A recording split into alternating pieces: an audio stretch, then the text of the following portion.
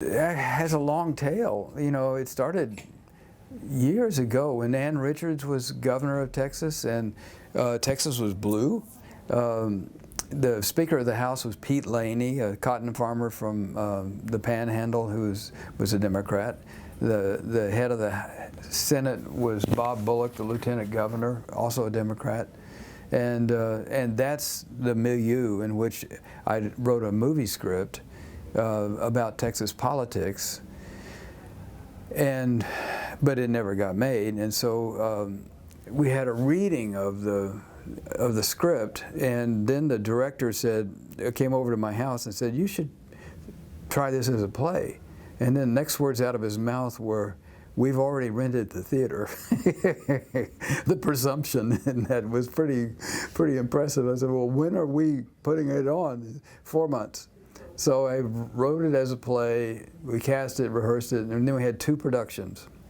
And this titanic figure of Broadway musicals, Margot Lyon, came down to see it. She had done Hairspray and Angels in America, and she said it should be a musical. And I thought, who am I to argue with Margot Lyon? So I started working with Marcia Ball, who's a treasured Texas musician, writing songs. And then Margot changed her mind, said it should be a television series. So I sold a pilot to HBO, and then they fired the executive and dumped all his projects. So no musical, no HBO series. And then during the pandemic, I asked my agent, this is the dearest project to me. What can I do with it? Podcast. So I wrote 8 episodes of a podcast, and we wrote, with my son, more than 50 songs. We had the best time. And so you may be familiar with the fact that I wasn't at the moment. Podcasts are supposed to be cheap.